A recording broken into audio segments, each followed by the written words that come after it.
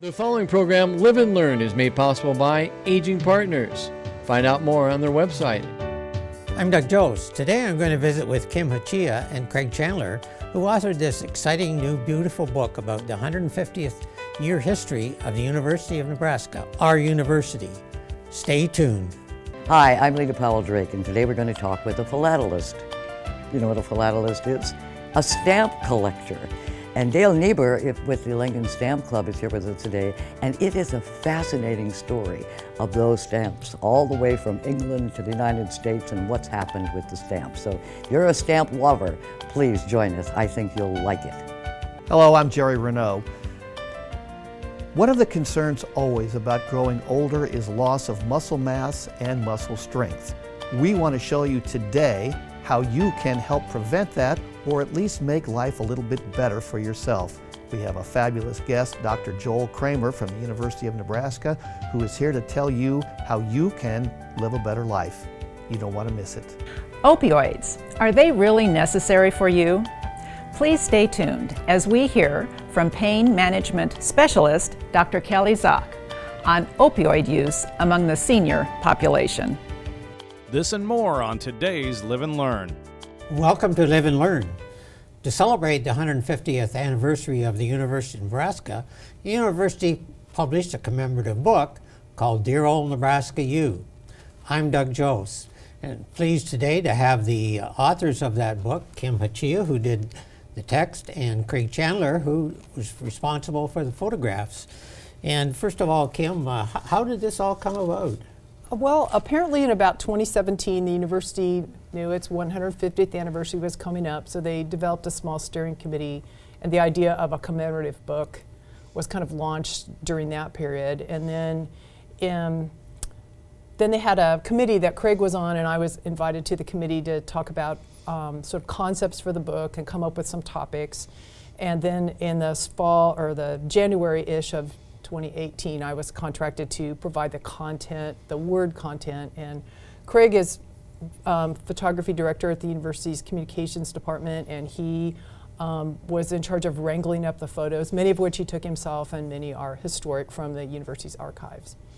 Take us back then, first of all, to the 150 years ago on February the 15th, and really what happened then? How did this all come about in terms of the university being formed? The university was, because of the Morrill Land-Grant Act of 1862, when the university became a state in 1867, so the founding people decided to take advantage of that Morrill Act. And so in 1869, the legislature unanimously passed the original charter, and that same day, the first governor of the state of Nebraska, David Butler, signed the bill. And part of the Land-Grant Act said that they had to have a building and have their doors open within 2 years or they would lose the money. And so they efforted really hard, and they got that building open, and they opened in a couple of years later with 130 students, of which only 20 were in the university. The other 110 were part of the Latin preparatory school, because we didn't have high schools or anything then, so a lot of people just really weren't up to the academic speed to do collegiate level work. So the state became a state in 1867. So it was really the Morrill Act that was the incentive behind forming the university? Partly, but I also think I think it was partly just the idea that a state had a university, and people of Nebraska have always been proud, and we value education, and we wanted to be one of those states that had a proud university. Our charter was in some ways modeled after other existing state universities, particularly University of Michigan. That's always been one of our aspirational universities. And the University of Minnesota, our charter very much apparently owes a lot to Minnesota's charter. And those are two, they're our Big Ten colleagues now, and right. We're proud to be part of that group.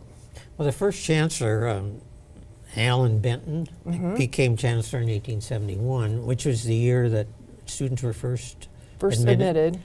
But he had a fairly big influence on sort of the vision and future of the university. Yes, Allen Benton, he did sort of set the tone.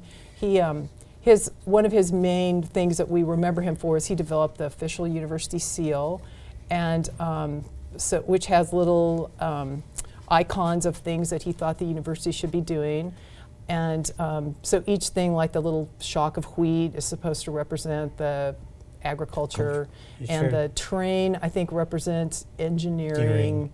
I don't remember what quite all of the other things do. Obviously the palette and the painters, the arts. And our university has always been, although the Land Grant Act specifically states that you're supposed to focus on education for agriculture purposes, Nebraska has always been a little bit more expansive in that and looked at things. So we have a somewhat unusual amalgam where rather than having the state university and the other university like Kansas State, Iowa State, we have one university that focuses on sort of comprehensive things.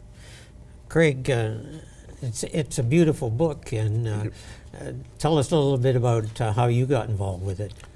Well, they asked me to be part of the committee and to dig up the pictures we needed and shoot the ones we didn't have yet. So Special Collections in the Love Library has all of our history. It's almost an Indiana Jones, very well kept basement down there of cool stuff. So they have some awesome librarians who dug out probably over 1,000 images for us digitally to choose and look at. And from there, just as the committee, we made lists of what we wanted to have in the book, topics, the colleges, and hit the big stuff, athletics.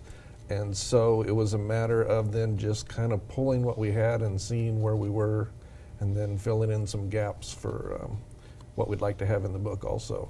So was the vision obviously to try to transmit that in pictures what happened in the last 150 years?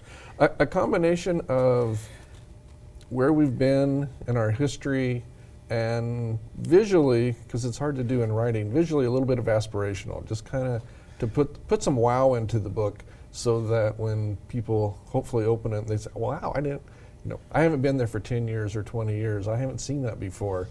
And just to kind of, make some people proud of the place. The picture we're showing here now first was Lincoln as it looked when the first building came up. So it was, you might say, well, what was there enough background here or enough support in this town to support a university? But it's amazing. Yeah, I've been at the university now for 10 years, and it's amazing to see that picture and to see a huge, solid building when everything else is about a one-story wood frame house. I mean, that's a lot of vision, and that's a lot of courage to build something like that. From there to Convocation in New Pinnacle Bay. Yeah, that was fun to see it that full, because that many students on the floor graduating and continuing the traditions, and then the support. They're ringed by their support of parents and family and friends, and so I love commencement. Those are just, you can't go wrong. There's a lot of joy that day. Yeah, last year we graduated 5,000 students. Between them all, yes. Yeah, and the first commencement they graduated 5. So you can, and the first commencement I think was in 1874, so you can really tell that we've grown a lot. That's right. And in growing, I look at the chapters. I think you have neat titles for each of the chapters in the book. But how did that come about? How were those selected? Well, the University of Nebraska Press, which is the publisher, and the editors kind of came up with the chapter titles, but the original set of items that we were wanting to include sort of, they were grouped like alumni, faculty, students, so those kind of things. So then they kind of embellished on the names. We wanted to make sure that the book sort of was comprehensive about the entire university, and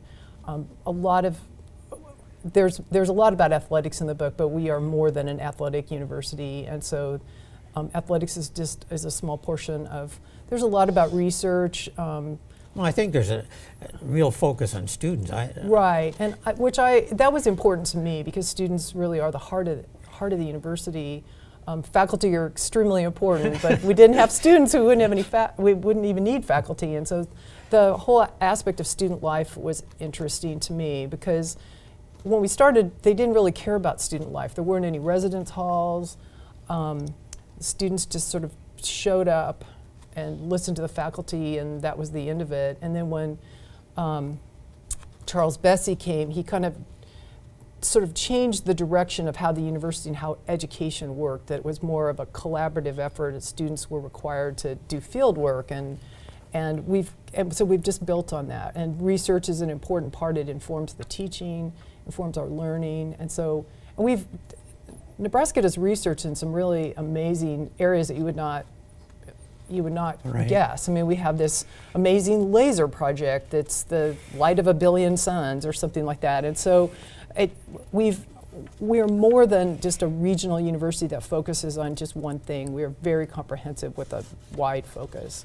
One of the chapters I'd like to touch on here is the one on legends and legacies. And out of the 290,000 plus graduates that there have been, how did you choose to highlight 10 of those? Well, some of the legends and legacies are kind of obvious, right, Craig? I mean, obviously, Johnny Carson. Yeah, we have a picture of his. I mean, Johnny Carson is we revere that guy. Willa Cather, obviously, a major writer for the 20th century. Other people are less well known. My personal favorite is a lady named Gladys Henry Rowena Dick, who with her husband in 1924 developed a vaccine for scarlet fever. And that was a terrible scourge of a disease, but she and her husband developed this vaccine for it. So, there was all these interesting little stories that just kept uncovering and finding. And as I read through those, it's interesting. Some of the issues that people early on addressed, are still with us in some form. I mean, it's different, maybe, but it's sort of some of the same issues that are still with us. And we've always hung our hat on agriculture research, and because we're an agriculture state and we're a land-grant university, but one of the very first extension publication was about irrigation, and now we have the Water for Food Institute. So it's just, there's these through lines that run through the university that we started 150 years ago looking at X, Y, and Z, and we're still interested in that. Is this the legacy of Kim Chia and Greg Chandler, or what's the legacy of this book? I'd say not. I still have quite a few years I tell people behind every door is something amazing on campus, and I've still got a lot of doors to open and a lot of pictures to take. So maybe it'll be a supplement like any yearbook would have. Yeah, that'd be cool. I don't know. I don't know if it's a legacy or not. It was a real privilege to be asked to write the book and to be able to be part of the project. I have real strong Husker bona fides. My grandparents and my parents and my brother and my cousin and my uncle, many people in my family have attended the university, and so it's a point of pride to be asked to contribute to the university's 150th celebration. How do people get a copy of the book? It's University of Nebraska Press has published the book, and so you can order it directly from them online. It's also at lots of bookstores in Lincoln. It's at the university's bookstore in the basement of the Nebraska Union, and other bookstores around town. It is a beautiful book, and we encourage people Thanks. to get a copy. Thanks. It was fun to write. And thanks for being with us. Yeah, It's you're welcome. Really interesting. Remember, it's never too late to live and learn about your university, the University of Nebraska. Legal services are a part of the spectrum of senior services available through our 8 area agencies on aging. Attorneys can assist and educate seniors on consumer credit and debt collection issues, as well as help them plan ahead with advance directives. Attorneys can also help seniors with consumer fraud and financial exploitation concerns, and also guide them through government benefit issues. For more information, contact the Elder Access Line at 800-527-7249. Hi, I'm Lita Powell Drake, and today we're going to be talking about stamp collecting, which is really fascinating. And Dale Niebuhr is here with us today. He's a philatelist. Don't you love that word? What does that word mean, Dale? Well, a philatelist is someone who collects stamps. You're certainly that. When did you start collecting stamps? Well, my dad was a stamp collector, so I started at a young age, maybe 7, 8 years old. I had a U.S. collection because it was easiest to collect stamps that came in the mail to the, to the family every day. And then later I developed an interest in foreign stamps. I was fascinated with the geography and the history and the culture of other countries. Well, how did you get those stamps? Well, I would go to stamp club meetings with my dad, and we had a couple of dealers in the stamp club, and I would buy inexpensive stamps from them, and pretty soon I had about 5 albums that I was filling up. And that continued up into my teenage years when school activities kind of took over. And of course I got married and raised a family, so my stamp collection sat on the shelf in the closet for many years.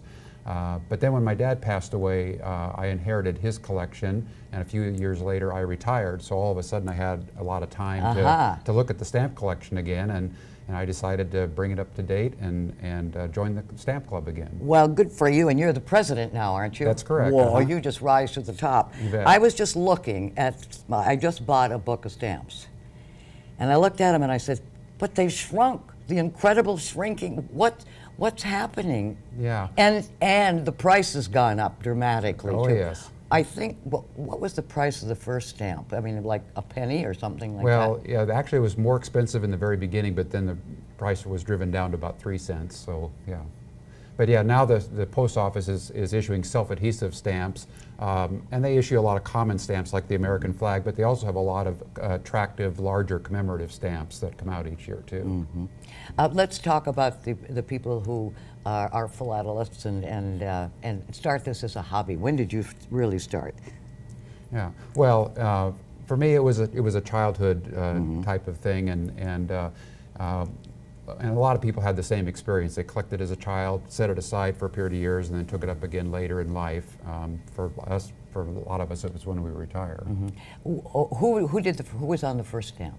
The first stamp was issued back in 1847. Whoa! For the United States, anyway. It was Ben Franklin. I think we might have a picture of that coming up, and it was. Oh, it's 8 cents. It was 8 cents at that. That was in 1972 when that stamp was issued, and it was done to celebrate stamp collecting as a hobby, and it featured a picture of Ben Franklin on the original stamp, and of course he was the first postmaster at the time. So it's kind of a stamp within a stamp, and then it has a magnifying glass on it because that signifies one of the tools of the trade to be able to examine the details of a stamp. When did the Lincoln chapter actually begin? The Lincoln Stamp Club was chartered in 1964, but it had been meeting for some years before that. Nobody knows for sure just how long. But today we have about 45 members. We meet twice a month, and we also sponsor an annual stamp show. The picture that we're looking at here is a picture from that stamp show, and in the foreground you see kids looking and beginning collectors looking through tubs of stamps and picking out stamps for a penny a piece or a nickel a piece. And in the background on the left you see some stamp exhibits. A lot of our members will exhibit parts of their collection or do some historical background on it and talk to the public about that. And we also do evaluations of stamp collections that people bring in to let them know if they have anything of value that a stamp dealer might be interested in. One thing I was fascinated by is John Lennon was a big stamp collector. Yes, right. There are actually quite a few celebrities that were stamp collectors. Here's a picture of John Lennon's collection. It was a childhood collection. It was only about 500 stamps, and they weren't worth all that much, but his handwriting and his autograph also appear in the album, and now it's in the Smithsonian Institute. Oh, very good, very good. And there are a number of other celebrities too. Probably the most famous American collector was President Franklin Delano Roosevelt. He took up the hobby when he developed polio, and he had over 1 million stamps in his collection. And he was very active. Even while he was president, he collected stamps, and he even helped to design several stamps that were issued under his administration. Well, one of the most famous stamps was it's called the penny What, the penny black. Penny black. Let's take a look at that, because that was really it. Right. That's odd. This was the first postage stamp in the world that was issued in 1840 by Great Britain. It was called the penny black because it was a 1-cent stamp, and it was all black in color. It actually features the profile of Queen Victoria. Oh, that was Queen Victoria. That's right. And she looks good. Yeah, right. And it was, you'll notice there's no perforations around it. That's because it was issued in sheets of 100, and you would have to take scissors to cut them out. But it did have gum on the back that you could adhere. And this was the idea of Sir Rowland Hill.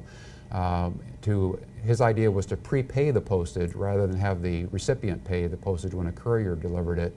And so that became very common. You could just lick the stamp, put it on the envelope, and then the post office would cancel it so it couldn't be used again.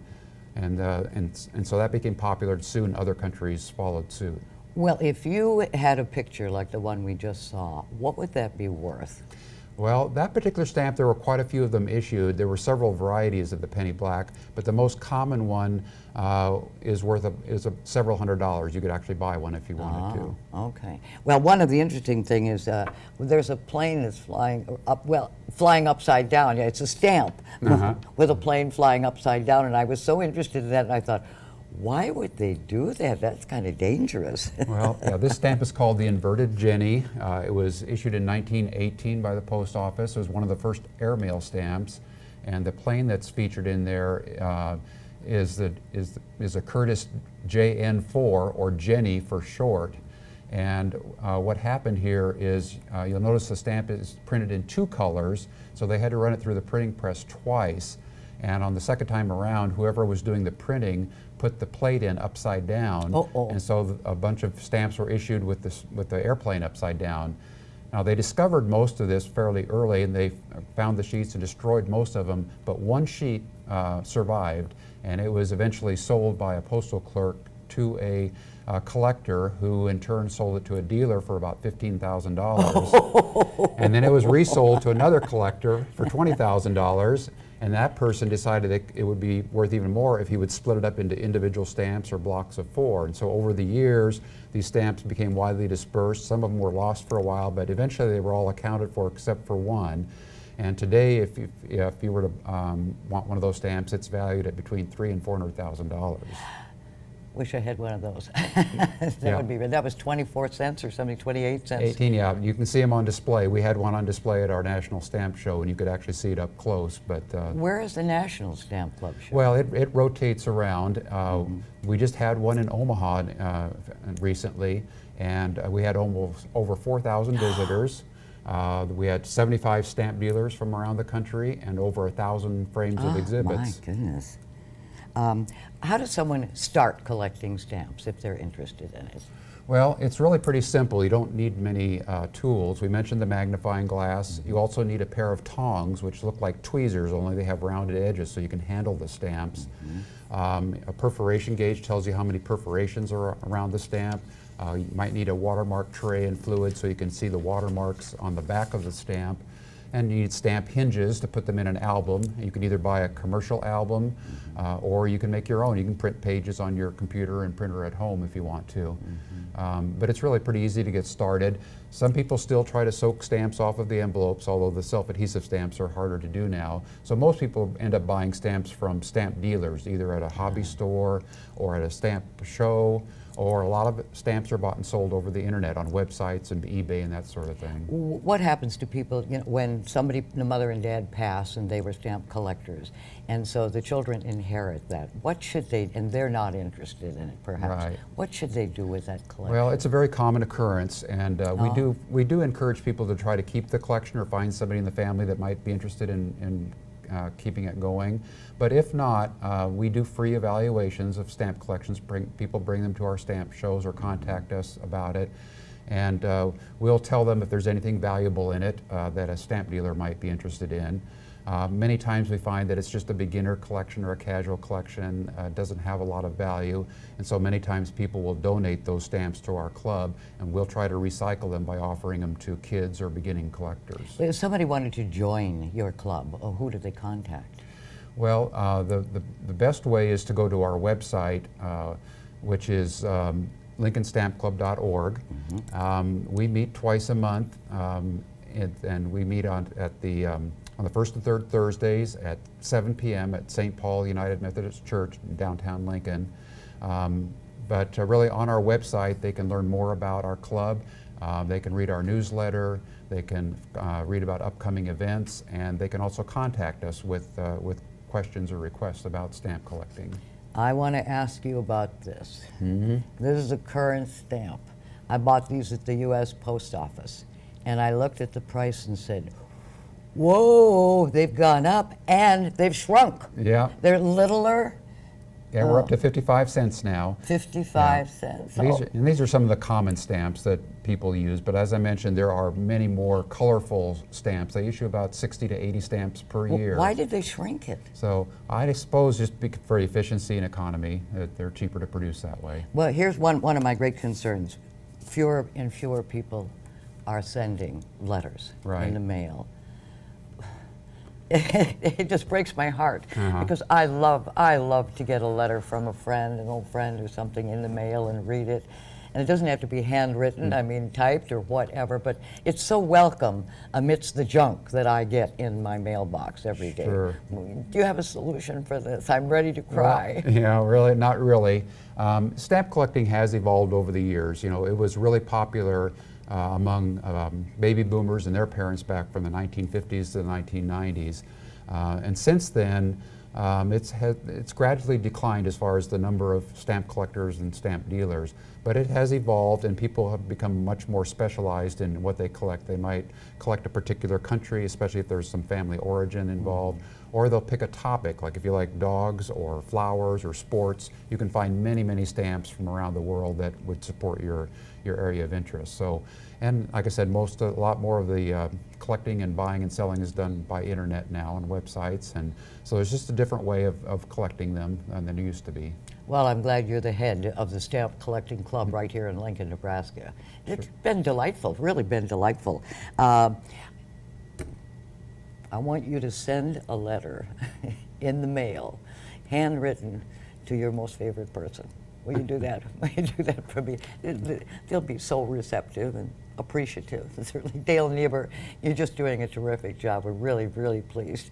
And don't forget, always remember that it's never too late to live and learn about collecting stamps.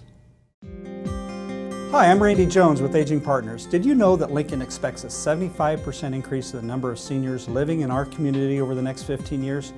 Aging Partners is a community service that provides fitness programs to help keep older adults strong and healthy. This year, Lincoln Cares donations are providing funds for new fitness equipment. You can help make this happen. Sign up to support Lincoln Cares and add $1 to your LES bill each month.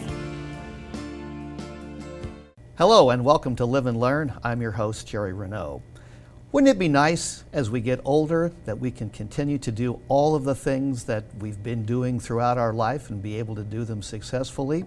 Sometimes that doesn't always work out. As we all get a little older, we have issues with muscle mass and muscle strength, and that sometimes can't be avoided. But in other kinds of situations, it can be avoided. And so we have a guest today, Dr. Joel Kramer, who is with us from the University of Nebraska. And he has been doing some research into this particular area, and he is going to help us all live better lives as we get a little older. Joel, thanks for being with us today. Thanks for having me, Jerry.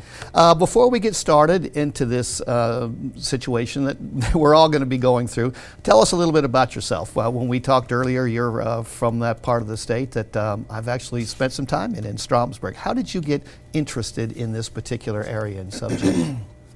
Well, like many Nebraskans, I grew up on a farm, a small town kid, and involved in sports. And when I was in high school, I started out a little bit overweight, and I realized if I lost a little of that unhealthy weight and I gained a little strength, I could perform sports a lot better. So I was hooked from that point forward. So I went to Creighton University. I got my bachelor's degree in exercise science, then came to the University of Nebraska and got my master's and PhD in exercise physiology, and hooked ever since. Very good. All right, let's talk about the situation, because this is something that is almost inevitable for everybody as we get a little older. But there are some things that we can do. So, but let's talk about this. What are some of the symptoms? What are some of the things that people can look for to think that they're starting to perhaps have an issue? Right. Well, muscle strength obviously peaks around the 20s and 30s, our ages there. So after muscle strength peaks, it tends to decrease over age. Everybody is aware of that. So what I study and what we look at by definition is sarcopenia. Sarcopenia is the age-related loss of muscle mass. And it's not just muscle mass, it's also strength and function. So the study of sarcopenia is primarily how we would define it and what we look at in my lab. It's a terrible sounding name, I'm sorry to say. What would be some of the symptoms? I mean, if somebody getting up in their 60s, late 60s, early 70s, and is there something that they could look for or that would notice that they would go, oh, you know, maybe I need to make some changes? Yes. The age-related loss of muscle strength occurs quicker than muscle mass. Muscle mass doesn't fall off as quick. So signs and symptoms of age-related loss of muscle strength is maybe it's harder to get out of a chair. Maybe it's harder to get out of a car. Walking up and down stairs might become a little slower. Opening a jar of pickles. All of those things are activities of daily living. And when the quality of life is affected by our inability to do activities of daily living, we try to remedy that by lessening the effects of sarcopenia. Later in more advanced stages of sarcopenia, you do see changes in muscle size that are visible, changes in muscle tone. Maybe muscles are a little bit softer. So those are the things that we can see and feel and things that affect our daily life. Tell us a little bit about your research, because you are very involved in looking for some ways and some things that people can do. So tell us a little bit about the kind of research that you're doing. I've been to your shop and it all looks very complicated and space age. Lots of wires. Yes. Well, it all comes down to studying muscle form and function. We are interested in how we get stronger, why we get stronger. That can occur from natural increases in strength during growth and development. It can occur by us doing experimental interventions in the lab in middle-aged and young adults to see how exercise and nutrition may affect muscle strength and muscle strength changes. We also look primarily at how muscle strength declines with older adults. And that is a pressing issue. It's an immediate issue. The numbers of older adults will increase substantially over the next 3 or 4 decades. We're living longer. We want the quality of life to be better. And so our research is focused on maintaining that muscle strength during those later years and seeing if we can delay those effects of sarcopenia. Right. Okay, so let's talk about what it is that we can do, or at least what the current research is showing us. And it will come as no surprise, I'm guaranteed, to anybody in the audience that it's the two big things that we always talk about in health, and that is getting exercise and diet and nutrition. So, and those are the two key things here. Again, it's the positive outlook for sarcopenia, exercise and nutrition. Well, to start, I think most people would default towards nutrition at first, and protein is a big factor in maintaining muscle strength. Protein is the building block of muscle. So how can we increase protein in the diet? Most research has shown that older adults tend to get most of their protein in the evening hours. So eating protein at dinner and not breakfast and lunch may not be optimal for maintaining muscle size and strength. Our research and research from other labs, Dr. Phil Atherton has done a fantastic job of looking at basically how regular meals with protein and regular doses of protein can improve or maintain muscle mass. So getting about 25 grams of protein in at breakfast, 25 grams of protein in at lunch, and 25 grams of protein at dinner is impactful. It helps maintain that muscle mass. And it's not just the quantity of protein, it can also be the quality of protein. In general, animal-based proteins are complete proteins, and plant-based proteins are incomplete proteins. They're missing an amino acid. So even though it would be best to maintain proteins with branch-chain amino acids like eggs, dairy, meat, those types of proteins would be the best. But for vegetarians, it can be combined plant proteins to make up for the deficit of another plant protein, like beans and rice. Is a way to complement or complementary proteins. Yeah, we have a list of some of the protein tips. So we talk about cheese and eggs with salad and Greek yogurt and smoothies with milk and yogurt and peanut butter. But, and this is always when we have this conversation, so I think this is fun. What if you are somebody who high cholesterol? So you're going, well, I shouldn't have those eggs. How do I deal with that? Lots of people will say cheese is not good for you. You shouldn't have a lot of cheese, or you shouldn't have a lot of red meat. That's, again, a really good way for protein. And there are other diets that are very heavy in fiber. And I guarantee you there will be people in our audience that will go, I'm supposed to be on high fiber. That is also supposed to be helpful for people who have high cholesterol. How do we balance all of this? Because I got to tell you, I think it's tough to get 25 grams of protein in the morning. It is. It's difficult. Eggs and cholesterol, hotly debated topic. Yeah. There's research that comes out all the time. Sometimes it says, well, the cholesterol, because the cholesterol that we get in an egg is in the yolk. That's where we find the fat and the cholesterol in an egg. The protein that we get predominantly is the egg white. So separating out the egg yolk from the egg white is one way. It's one approach. Most of the literature would suggest that the cholesterol in an egg isn't that detrimental. But if you are on a doctor-prescribed diet that you need to reduce your cholesterol intake, one way to do is separate the yolk out. Okay. All right. Very good. All right. I think we had a shot of a sample one-day diet plan. Let's just sort of drift through this quickly and give people an idea of what it would take to get that kind of protein during the course of a day. And I think people are going to look at this and go, that looks like a lot of food. It does. When you look at this, you see a breakfast, lunch, and dinner, and in between you see 2 snacks. It's obviously modifiable. It's one example. But at breakfast, you see the 2 eggs. Right. You see milk, and you see peanut butter. That will be where the protein exists in those foods. Peanut butter is plant-based, so the highest quality protein in breakfast will be in the eggs and the milk. Together, that will be about 25 grams of protein, with all things considered. But notice that you have whole wheat toast, so you're going to get your fiber and your grains in there. Okay. So you've got the balance with the peanut butter, the banana for fruit.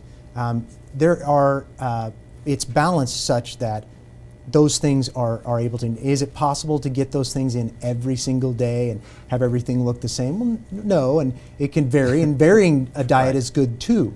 But those meats, dairy, the chicken breast is another great example of a high quality protein that has those branched chain amino acids in it to maintain muscle size and strength. Okay, so lots of protein. We're all good there. Let's talk about the exercise a little bit, because there are, again, I think it will be not a surprise to anyone that we're looking at the 7,000 to 10,000 steps a day. Seems like it should be easy, but it's not. But there are different kinds of exercises that are helpful for sarcopenia, right? Yes, absolutely. Well, exercise is the driver. I mean, good nutrition has long-term benefits, health consequences, but to see profound changes in strength, resistance exercise is where it's at. We can see profound changes in strength and even muscle size in older age, even in 2 or 3 months of a structured resistance training program. And this doesn't have to be, heavy weightlifting. It can be maybe the bands or something like that? It can be cans of food.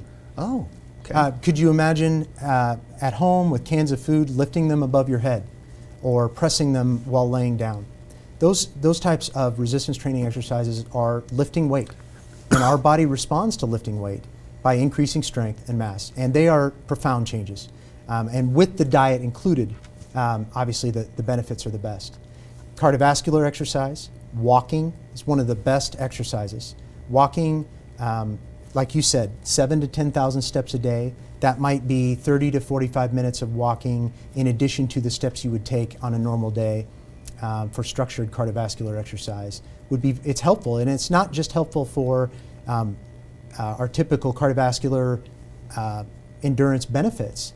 Muscle strength in the legs, keeping those legs moving, blood flow in the legs. We can have the fanciest diet in the world, but if our blood flow to skeletal muscles isn't very well maintained, then we can't get the nutrients to the muscles where they need to go. So we're looking at about 150 minutes a week would be if you're looking at walking. Yes. Okay, very good. All right, before we run out of time, you are conducting some research and you are looking for some help. Tell us just a little bit about that. Yes. My lab is currently, we've conducted a number of studies, and with protein and exercise, we think we have our recommendations down pretty well. It's carbohydrates that we've focused on recently, and I think the trend toward studying exercise and nutrition in older adults and metabolism has gotten to be quite popular. So we're conducting a study in my lab on metabolic flexibility, how older adults respond to eating carbohydrates and sugars. We are recruiting for that study right now.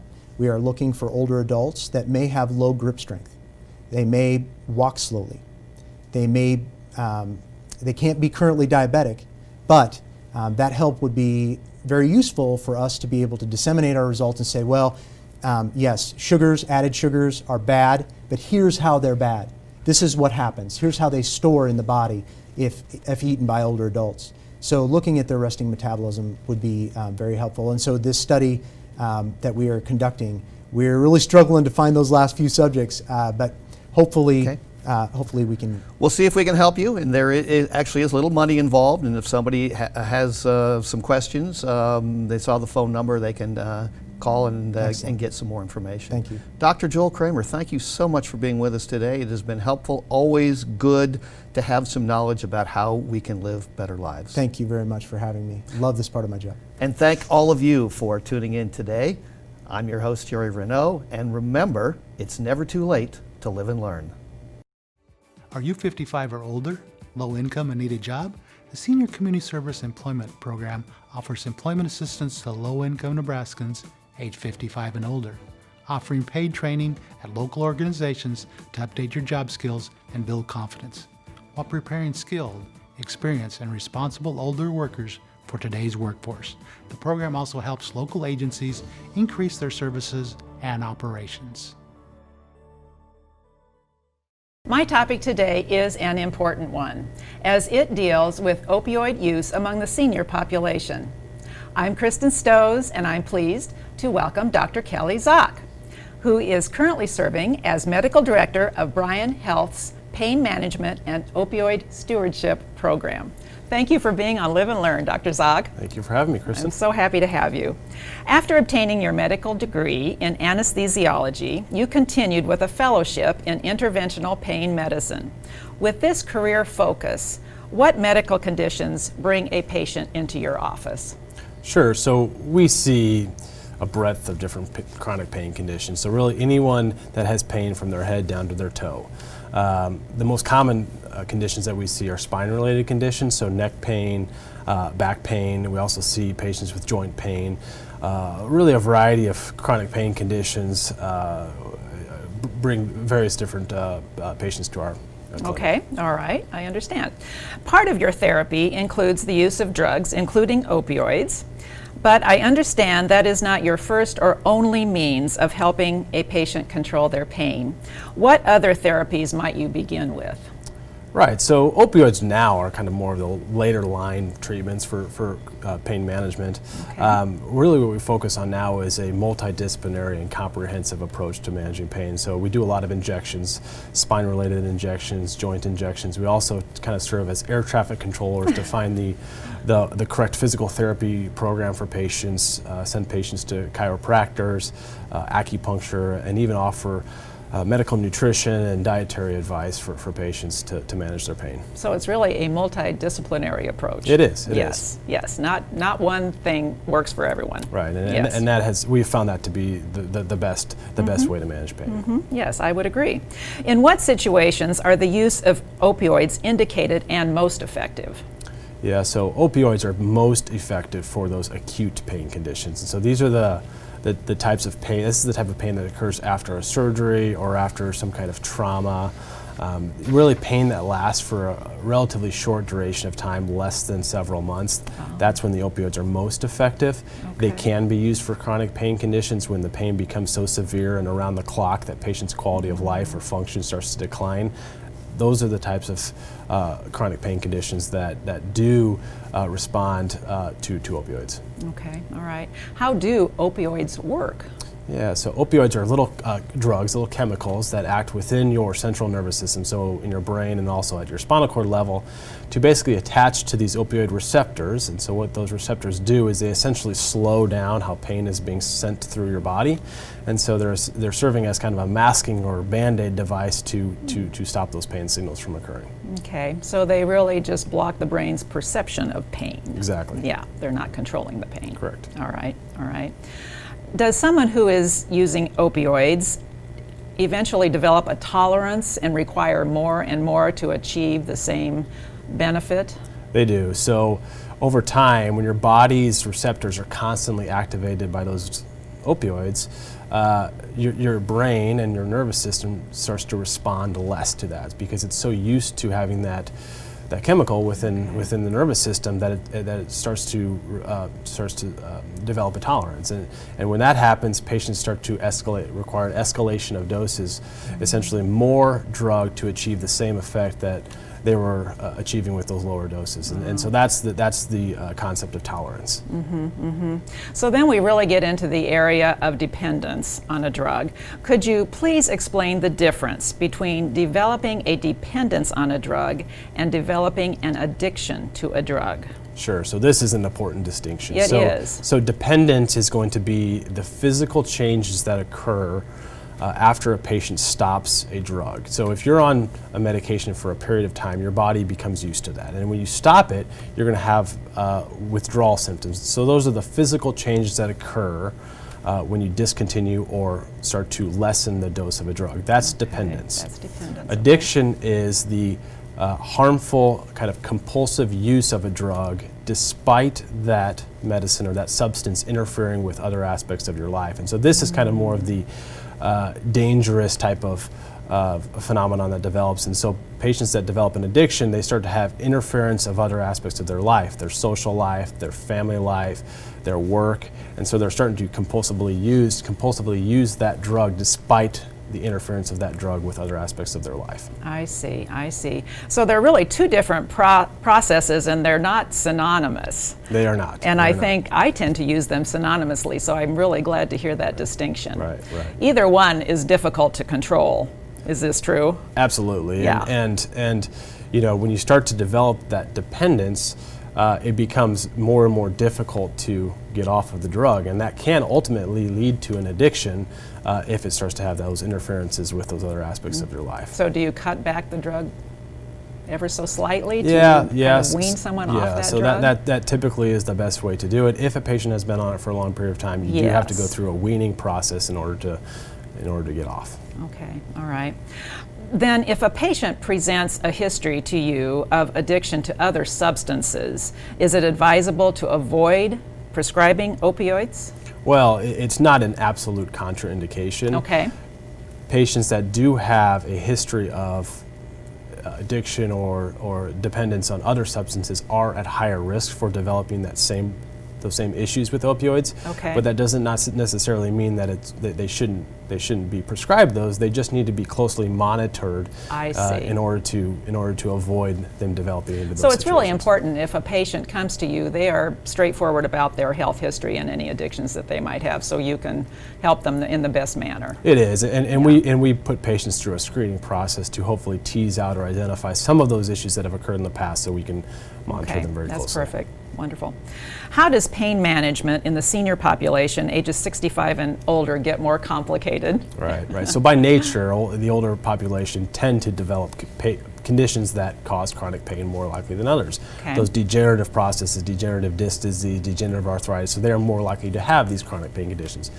Managing their pain is more difficult because the older population tends to have other medical comorbidities that also interfere with not just the pain condition, but also with the treatments that you're providing. So those medications, they're a little bit more sensitive to those types of medications. Oh, yes. And so you have to consider the whole medical history a little bit more thoroughly when it comes to the elderly population than when you do with the young.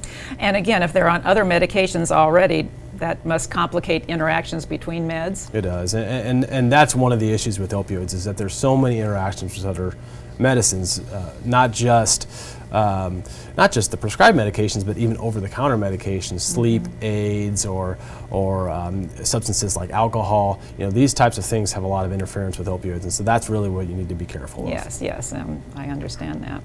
Let's turn our discussion now to focus on the use of opioids in the senior population, both the physical and mental side effects, and I believe we have a graphic to put on screen as we talk through these points. Sure. So with opioids, there's both short-term side effects that happen when you're using the drug for a short period of time, and then there's those long-term adverse effects that happen with persistent use of the opioids. And so the short-term effects include things like nausea, constipation, you can have urinary retention, you can have itching of your skin, you can have decline in your lung function. So those are the short-term side effects that we worry about. Okay. When it comes to more chronic use of opioids, the things we start to get concerned about, especially in the elderly population, is that those opioids can slow down your bone. They can cause a decline in your bone health, so they can lead to osteoporosis. It can lead to dementia or Alzheimer's, and it also can, decrease your hormones, so decrease sexual function, things like that. So really, both short-term and long-term effects of opioids. Yes, I'm sure that's true. So back to focus on nausea for just a minute, or really any of these effects. When you start using a new drug, you really should do so carefully and pay attention to how your body is reacting to it, because if a senior person falls, that's a whole nother process that you'd rather avoid, right? Yeah, so there's risks and benefits of all these medications, and it's always, you have to balance that. What is the risks of the drugs, which we talked about, the nausea, the constipation, the potential for falls, versus what is the benefit? What are we trying to achieve with these medications? Is it to improve their sleep? Is it to improve their ability to work? Is it to improve their ability to exercise? And so if you can justify that they're doing those for a period of time, that can outweigh some of those potential risks. But that said, you still need to continue to pay attention to those risks, because if patients start to develop those side effects, then you can have significant problems. So it's really a constant evaluation process. It is. All right, let's move on to the mental side effects. Do we have it? Yeah, there we go.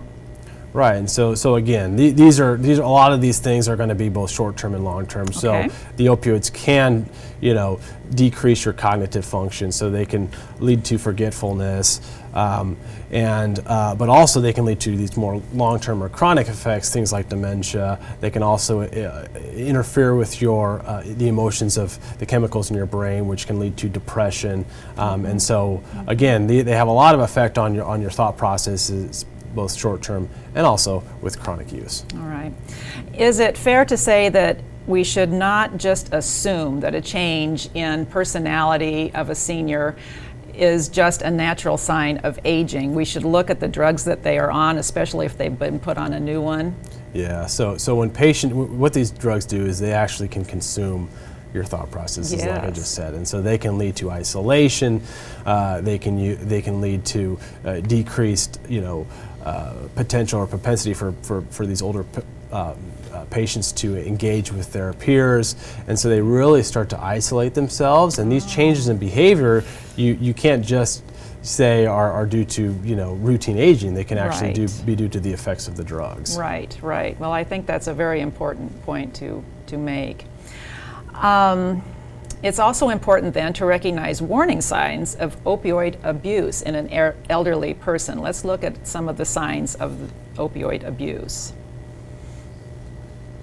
Right. So again, this is when you start to see opioid abuse, this is where you start to have those effects, those interferences with your other aspects of your life. So the drug starts to be used for other reasons. Maybe it's to curb some of their anxiety. Maybe it's to help them with their sleep.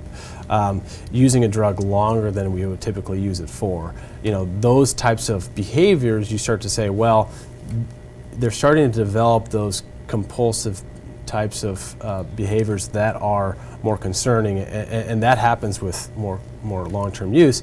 It leads to social withdrawal, reckless behaviors. The list that you have in front of you there, and so those are warning signs to really pay attention to, specifically in that older population, and try to mitigate those concerns. And if a patient tries not to take the drug, but withdrawal symptoms happen, what might some withdrawal symptoms be that would be noticeable? Yeah, so think of withdrawal as the worst flu of your life. So okay. You're going to have diffuse body aches, so your entire body is going to hurt. You're going to have diarrhea, you can have nausea, you can have anxiety, increased anxiety, you have difficulty sleeping, you start to sweat more. Oh, gosh. So it really is kind of feeling like your body is going through a terrible flu. Okay, all right, well, we should pay attention to that. Dr. Zock, we will be displaying a website for our viewers to access that addresses a number of issues, one of them being the opioid crisis among seniors. And as we do that, I would like to have you address one last question. What do you see coming in the future in terms of pain management? Yeah, so I think the future of pain management is actually quite bright. Historically, we really only had one tool in our toolbox. It was opioids. And while they worked for a while, we've started to identify the problem that has occurred with the opioid epidemic. The future of pain management is going to focus more on non-medication types of treatments, interventional treatments, a treatment called spinal cord stimulation or neuromodulation, where we can actually implant devices into patients and kind of mask how pain is being perceived through the nervous system. So in my opinion, I think the future of pain management is quite bright, and we have more of a breadth of options to treat and manage pain. All right. That's a very encouraging and optimistic view of the future of pain management. Dr. Zock, thank you so much for being here today and sharing your expertise. Thank you for having me. You bet. And please remember, it's never too late to live and learn.